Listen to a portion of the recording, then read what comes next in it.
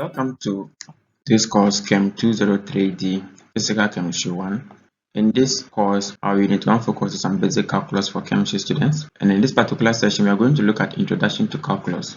By the end of this session, you should be able to appreciate the concept of calculus and explain the types of calculus as we are going to state them. The word calculus comes from Latin meaning small stone, understanding something by looking at smaller pieces. We have two types of calculus. We have differential calculus that cuts something into smaller pieces and find out how it changes. Then we also have integral calculus, which talks about joining the integrals or the smaller pieces together to find how much there is.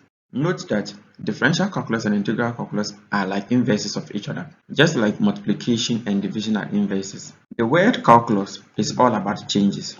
Now, for us to better understand the concept of calculus, we'll be looking at a conversation that happened between Kofi and Atu. Kofi and Atu were traveling in the car, but unfortunately for them, the speedometer got broken. The journey of Kofi and Atu will help us to appreciate the concept and the types of calculus better. Now let's explore what happened.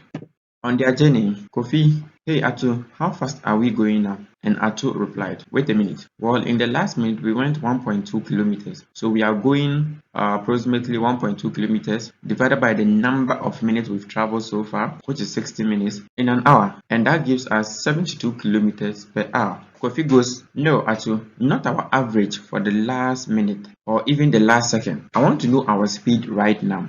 Then Atu goes, "Okay, let us measure it up here at this road marker now." Okay, we are at the road marker for 0 seconds and the distance was 0 meters, which gives us a speed Atu doesn't know. And Atu says, "I can't calculate it. I need to know some distance over time, and you are saying the time should be 0. Can't it be done?" Atu continued, "That is pretty amazing. You would think it's easy to work out the speed of a car at any point in time, but it isn't. Even the speedometer of a car just shows us an average of how fast we are going for the last short amount of time. How about getting real close?" But our story is not yet finished. Kofi and Atu got out of the car. Because they have arrived on location, Kofi is about to do a stunt. Now, look at this diagram carefully. This is where Atu is doing his stunt. This is Atu. At that particular point, the time is equal to 0. This is where he hopes to jump up to. That is the ground. At this point, Kofi is jumping, or the time is equal to 1 second. Now, Atu will perform a jump off a 20 meters building, and Kofi, as a photographer, asks, "How fast will you be falling after 1 second?" Well, at that point, he doesn't know. So Atu uses a simplified formula to find the distance falling. All he's doing is to find the distance in which he's falling. However, he doesn't know the speed yet.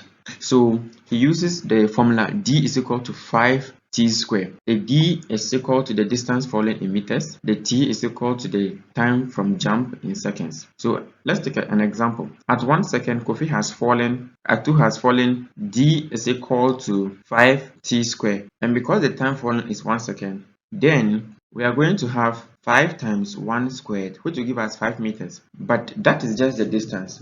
How about the speed? So the speed in which he has fallen will give us a formula. The speed is equal to distance over time. So at 1 second, the speed is going to be 5 meters divided by 1 second, which will give us a speed of 5 meters per second.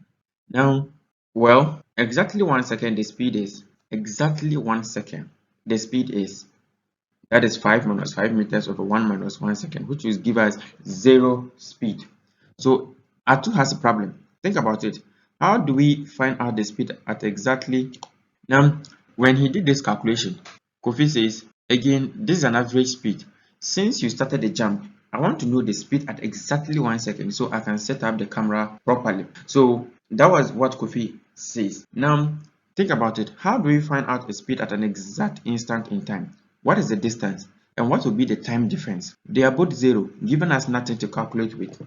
So you realize that at that point, it will be difficult for you to actually calculate the speed. So, but then Atu has an idea. What was the idea? Atu has an idea.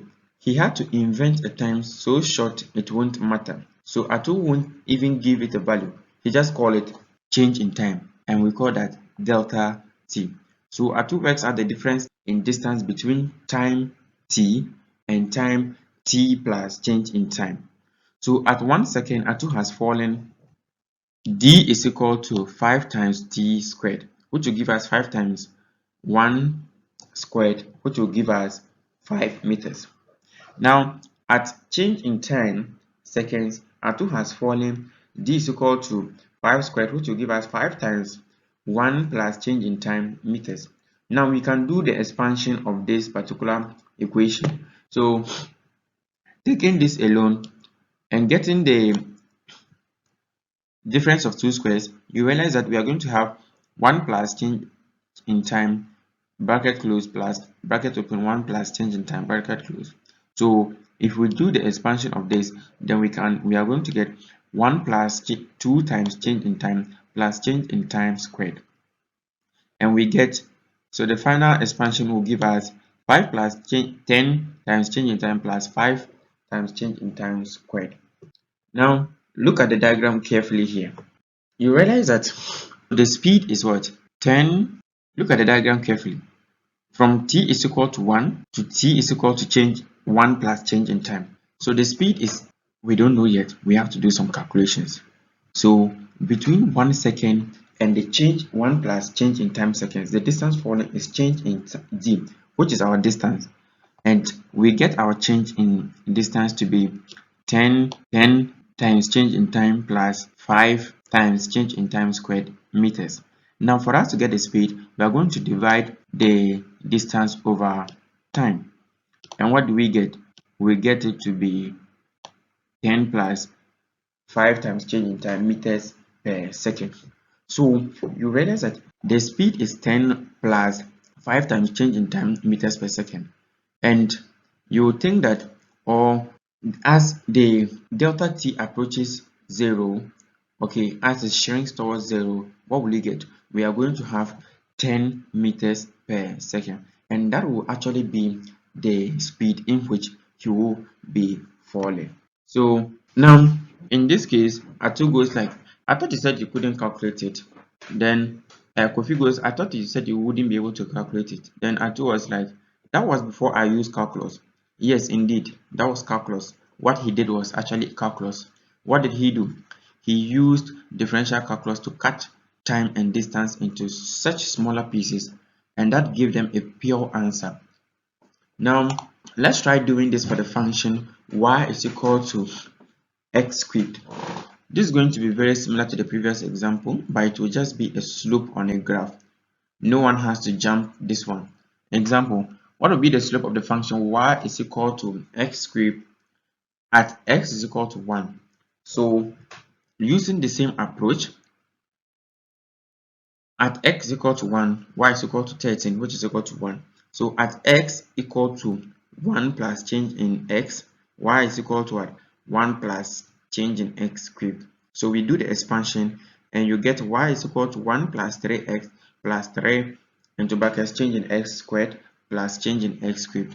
And the difference between the y values from x will give us from x equal to 1 to x equal to 1 plus change in x is what? Change in y, which will give us this particular function. So once again, now we can calculate the slope. Okay, we can calculate the slope. That is the 3 change in x plus 3 change in x squared plus x change in x squared. So what will be the slope at the point 28? So if you know the x value, then you can easily substitute it to calculate for what? Your slope. So that will be the slope. Now once again, as x shrinks towards 0, we are left with what? The slope to be equal to 3. So here we see the graph of x is equal to y cubed, and the slope is continually changing. But the point 1, 1, we draw a line tangent to the curve, and we find that the slope is actually what? 3. Now, calculus is all about changes. Like we said earlier on, calculus has two types. We have differential calculus that actually looks at breaking a concept into smaller pieces to better understand it, and integral calculus is understanding the smaller pieces, and then when you put the pieces together, then you understand it as a whole. The next section we are going to look at differential calculus, and I hope to see you in the next session.